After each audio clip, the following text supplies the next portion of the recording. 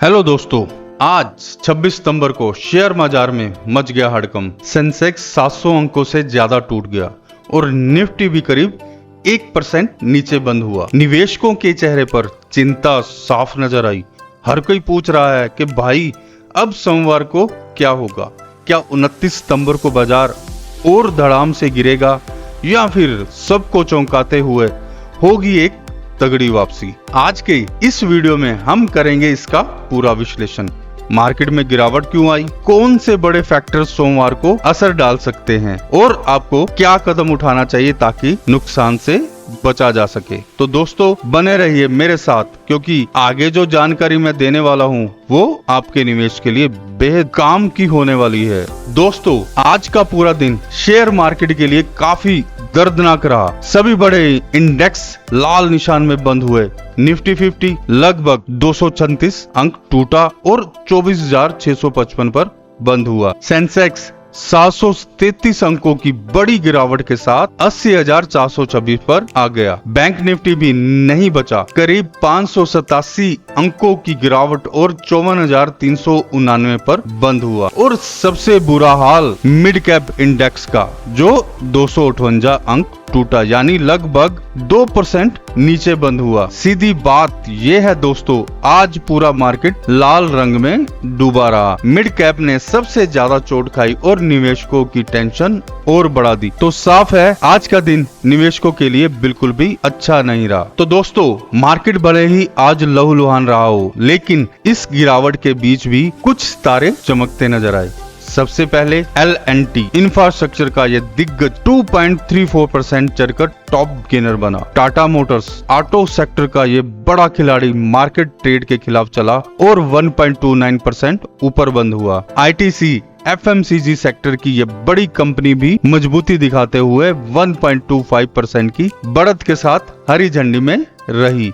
यानी साफ है दोस्तों, गिरावट कितनी भी बड़ी क्यों ना हो, मजबूत कंपनियां हमेशा अपना दम दिखा ही देती हैं। L&T, टाटा मोटर्स और ITC ने आज साबित कर दिया कि ये मार्केट के असली सितारे हैं। दोस्तों आप बात करते हैं उन शेयरों की जिन्होंने आज निवेशकों को सबसे बड़ा दर्द दिया। सबसे ज्यादा चोट खाई जायडस लाइफ साइंस ने 4.34% की तगड़ी गिरावट। फार्मा सेक्टर पर आज सबसे ज्यादा दबाव देखने को मिला। दूसरा बड़ा नुकसान हुआ महिंद्रा एंड महिंद्रा को, करीब 3.78% टूटकर ऑटो सेक्टर को नीचे खींच लिया। वहीं इंडसलैंड बैंक भी भारी बिकवाली की चपेट में आ गया और 3.78% नीचे फिसल गया। यानी साफ है आज सबसे बड़ी मार पड़ी फार्मा, ऑटो और बैंकिंग सेक्टर पर, और इनमें सबसे बुरा हाल रहा जायडस का, जिसने 4% से ज्यादा की गिरावट दिखाई। दोस्तों अब समझते हैं कि आखिर आज मार्केट इतना धड़ाम से नीचे क्यों गिरा। इस गिरावट के पीछे 4 बड़ी वजह साफ तौर पर दिखती हैं। पहली वजह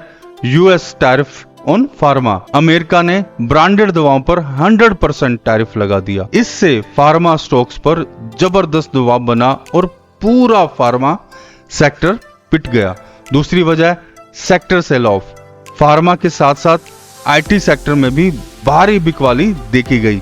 दोनों सेक्टर्स मिलकर आज मार्केट को नीचे खींचकर ले गए। तीसरी वजह FII selling. Foreign institutional investors लगातार सेलिंग कर रहे हैं। FII की बिकवाली ने मार्केट का हाल और बिगाड़ दिया। चौथी वजह Hyundai IPO concern. Hyundai India के IPO को लेकर 26% डाउनसाइड का अनुमान जताया जा रहा है। इस खबर ने भी ऑटो सेक्टर और सेंटीमेंट दोनों को हिलाकर रख दिया। तो दोस्तों साफ है इन 4 खबरों का सीधा असर आज की मार्केट पर देखने को मिला। दोस्तों सिर्फ घरेलू कारण ही नहीं बल्कि ग्लोबल मार्केट से भी आज हमारे बाजार को बुरी तरह दबाव झेलना पड़ा। सबसे पहले बात करें US मार्केट अनसर्टिनिटी की। अमेरिकी बाजारों में लगातार उतार चढ़ाव और अनिश्चितता देखने को मिल रही है। इससे इंडियन मार्केट का सेंटीमेंट और भी खराब हुआ। दूसरी बड़ी वजह है राइजिंग क्रूड ऑयल प्राइसेस। कच्चे तेल की कीमत फिर से उछल रही है और आपको पता है दोस्तों, कच्चा तेल महंगा होते ही भारत में महंगाई का डर और बढ़ जाता है। तीसरी बात strong dollar index. Dollar index मजबूत हो रहा है और इसका सीधा दबाव इमर्जिंग मार्केट यानी हमारे जैसे देशों पर पड़ता है। विदेशी निवेशक मजबूत डॉलर को देखते ही अपने पैसे निकाल लेते हैं। तो कुल मिलाकर दोस्तों ग्लोबल मार्केट से भी पॉजिटिव संकेत नहीं मिले। यूएस की अनिश्चितता, कच्चे तेल की महंगाई और डॉलर की मजबूती, इन तीनों ने मिलकर इंडियन इन्वेस्टर्स की टेंशन और बढ़ा दी। दोस्तों अब सबसे बड़ा सवाल, सोमवार 29 सितंबर को निफ्टी कहां जा सकती है। निफ्टी का पहला सपोर्ट लेवल है 24,626 और दूसरा सपोर्ट लेवल है 24,673।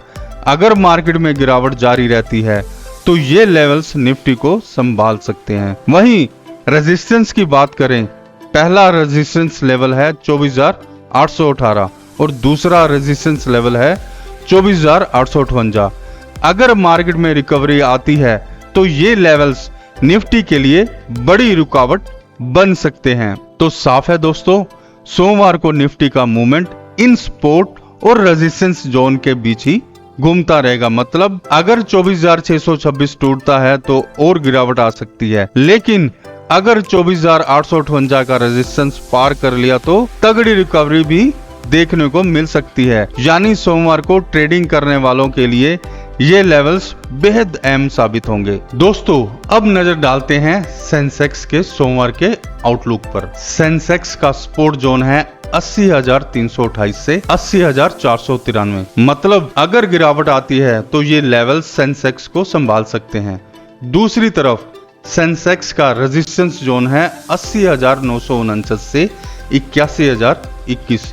अगर मार्केट में रिकवरी आती है तो ये लेवल्स सेंसेक्स के लिए बड़ी रुकावट बनेंगे। तो साफ है दोस्तों, नीचे की तरफ 80,328, 80,493 का सपोर्ट बहुत अहम रहेगा और ऊपर की तरफ 80,949 से 81,021 का रेजिस्टेंस क्रॉस करना सेंसेक्स के लिए टेढ़ी खीर होगी। यानी सोमवार को सेंसेक्स का खेल इन्हीं लेवल्स के बीच तय होगा। तो दोस्तों अब बात करते हैं बैंक निफ्टी और मिड कैप इंडेक्स की, क्योंकि इन दोनों में मूवमेंट आने पर पूरे मार्केट का सेंटीमेंट बदल जाता है। सबसे पहले बैंक निफ्टी का सपोर्ट जोन है 54,309 से 54,417 और रेजिस्टेंस जोन है 54,795 से 54,875।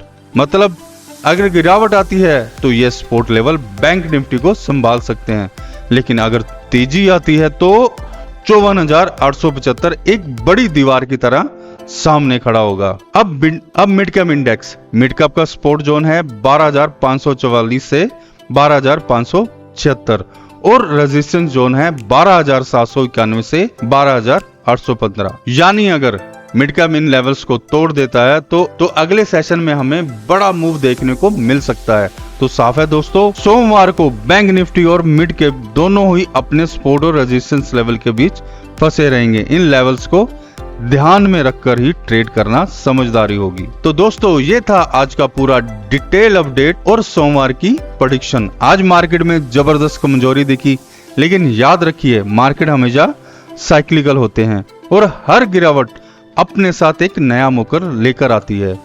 ध्यान रहे यह एनालिसिस सिर्फ एजुकेशन पर्पस के लिए है। किसी भी तरह का इन्वेस्टमेंट डिसीजन लेने से पहले अपनी खुद की रिसर्च जरूर करें। अगर आपको ये वीडियो अच्छा लगा और एनालाइज यूजफुल लगा तो वीडियो को लाइक कीजिए, अपने दोस्त के साथ शेयर कीजिए और चैनल को सब्सक्राइब करना बिल्कुल मत भूलिए, ताकि आने वाले ऐसे अपडेट और प्रेडिक्शन आप तक सबसे पहले पहुंचे।